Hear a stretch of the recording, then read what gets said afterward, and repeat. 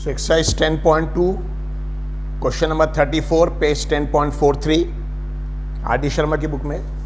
In triangle PQR right angled at Q, मतलब triangle का नाम PQR है, राइट एंगल मतलब जहां 90 डिग्री रहेगा वो Q पर है।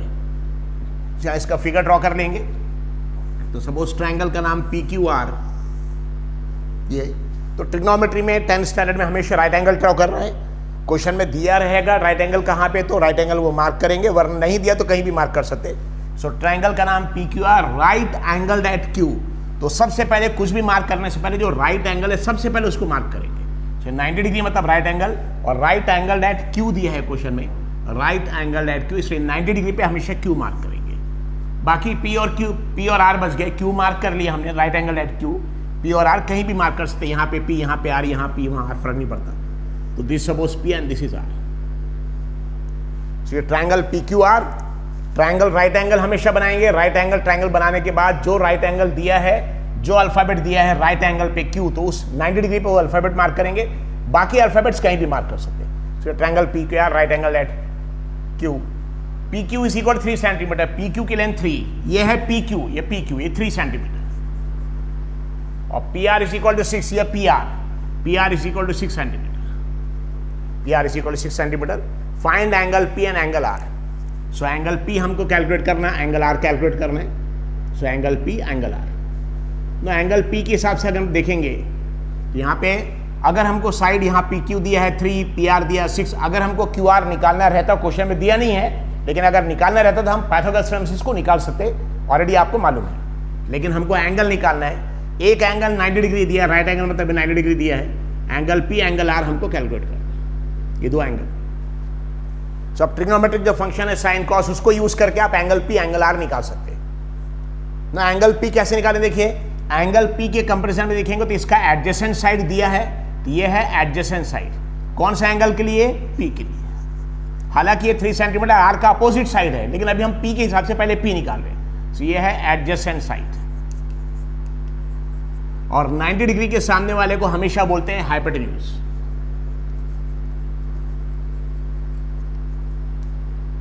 हाइपोटेन्यूज। सो 90 डिग्री के सामने वाला जो साइड है PR, उसको बोलते हैं हाइपोटेन्यूज। और एंगल के सामने वाला, इसको एंगल P का ये अपोजिट साइड है, लेकिन उसकी वैल्यू मालूम नहीं, इसलिए उसको यूज नहीं कर रहे। एंगल P का ये एडजेसेंट है, तो एंगल P का ये एडजेसेंट साइड है, दिस एडजेसेंट साइड। अब हमको यहाँ पे एंगल P निकालने के लिए वो ट्रिग्नोमेट्रिक फंक्शन यूज करना पड़ेगा जिसमें एडजेसेंट और हाइपोटेन्यूज का रेशियो आता है। एडजेसेंट हाइपोटेन्यूज अगर आप देखेंगे सो का तो साइन में अपोजिट हाइपोटेन्यूज आता है, तो यहाँ पे एंगल P का अपोजिट तो मालूम ही नहीं है, इससे साइन यूज नहीं करेंगे। हाँ, सो का, ठीक है, अगर आप देखेंगे तीनों ट्रिग्नोमेट्रिक रेशियो, उसका मेन इक्वेशन है सो का सो यानी sine is equal to opposite upon hypotenuse का, cos is equal to adjacent upon hypotenuse, तो tan is equal to opposite upon adjacent. तो ये साइन कॉस टैन का फॉर्मूला याद रखने के लिए बहुत सिंपल चीज है, सो का याद है कि सब स्टूडेंट, सो का ना बताइए। साइन में अपोजिट हाइपोटेन्यूज यूज होता है, तो एंगल P का हाइपोटेन्यूज मालूम है लेकिन अपोजिट नहीं मालूम, इससे साइन यूज नहीं करेंगे। कॉस में एडजेसेंट हाइपोटेन्यूज, तो एंगल P जो निकालना उसका एडजेसेंट मालूम है, उसका हाइपोटेन्यूज भी मालूम है, इसलिए कॉस यूज करेंगे एंगल P के लिए। So cos P, cos of P। और कॉस यानी किसका किसका ratio? Adjacent upon hypotenuse, adjacent upon hypotenuse. सो एंगल P निकालने के लिए, क्योंकि एंगल P का एडजेसेंट साइड मालूम है, एंगल P का हाइपोटेन्यूज मालूम है, तो जिस ट्रिग्नोमेट्रिक फंक्शन में एडजेसेंट हाइपोटेन्यूज आएगा, जिसमें एडजेसेंट हाइपोटेन्यूज आएगा, क्या आएगा? एडजेसेंट और हाइपोटेन्यूज आएगा। देखिए कॉस, उसको यूज करेंगे। साइन में हाइपोटेन्यूज आ रहा है लेकिन एडजेसेंट नहीं, अपोजिट आ रहा है। टैन में एडजेसेंट आ रहा है लेकिन अपोजिट आ रहा है। लेकिन यहां हमको कौन कौन साइन मालूम है? एंगल P के हिसाब से एडजेसेंट मालूम है, एंगल P के हिसाब से हाइपोटेन्यूज। तो जहां पे एडजेसेंट यानी A और हाइपोटेन्यूज यानी H, ये यूज होगा। और एडजेसेंट हाइपोटेन्यूज किस में यूज होता है ये देख लिया। एडजेसेंट हाइपोटेन्यूज कहां यूज होता है? साइन में ही यूज होता है। साइन में, टैन में नहीं।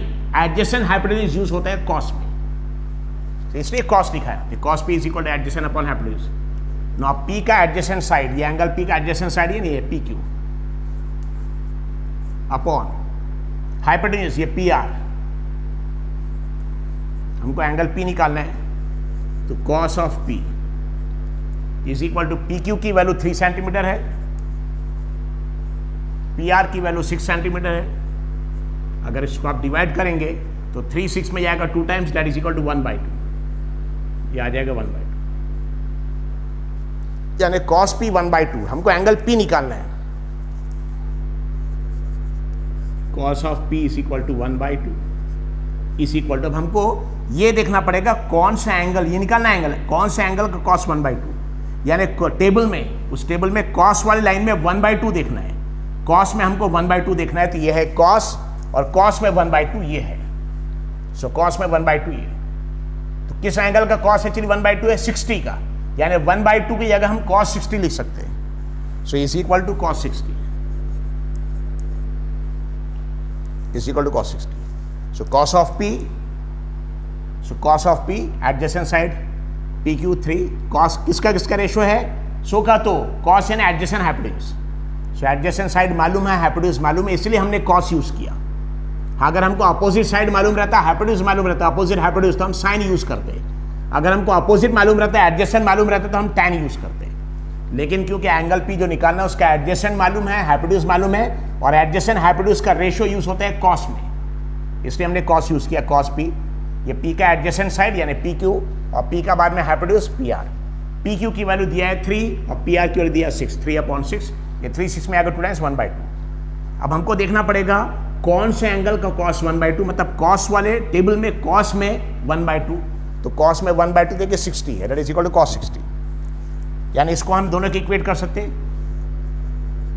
cos p is equal to cos 60, क्योंकि दोनों में ट्रिग्नोमेट्रिक फंक्शन सेम है, cos cos, ये ट्रिग्नोमेट्रिक फंक्शन सेम है, इसलिए हम एंगल को भी इक्वेट कर सकते हैं, यानी p की वैल्यू हमारी आ गई 60, एंगल p की वैल्यू 60, यहाँ पे आ जाएगा angle p is equal to 60 degree, ये p आ गया। और एक बार एंगल p आ गया और ये मालूम है 90, ये आ गया 60, एंगल p की वैल्यू कैलकुलेट 60, तो एक ट्राइंगल के तीनों एंगल ऐड करने से 180 आता है, उसके हिसाब से 90 60 150 होता है, 150 को 180 बनाने के लिए 30 बच गए, तो ये 30 रहेगा, that is angle sum property.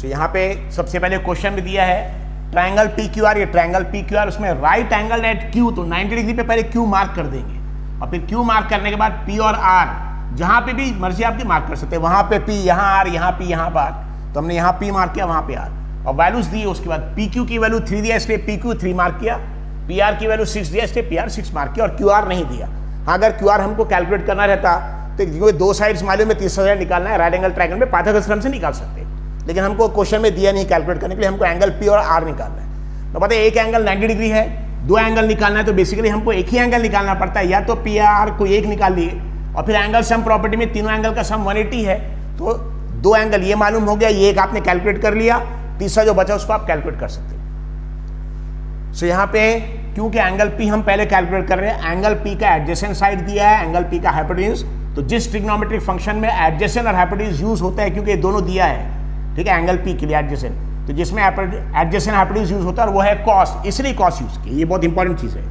So cos is adjacent upon hypotenuse, तो P का adjacent PQ, hypotenuse is PR, PQ की जगह 3, PR की जगह 6, 3/6, दैट इज 1/2। cos P 1/2 है, तो हमको देखना पड़ेगा कौन से एंगल का cos 1/2, अगर आप टेबल देखेंगे तो cos 60 की वैल्यू 1/2 होती है, तो इज इक्वल टू cos 60, यानी cos P is equal to cos 60, दोनों का ट्रिग्नोमेट्रिक फंक्शन सेम है, cos cos, इसलिए एंगल को इक्वेट कर सकते हैं, P इज इक्वल टू 60। अब किसी भी ट्राइंगल में तीनों एंगल ऐड करने से आंसर 180 आता है, अब जो एंगल बचा R, उसको एंगल सम प्रॉपर्टी से हम कैलकुलेट कर सकते हैं। किसी भी ट्राइंगल में in triangle PQR, angle P plus angle Q plus angle R is equal to 180 degree. किसी भी ट्राइंगल के तीनों एंगल ऐड करके 180 आते हैं, this is called as angle sum property.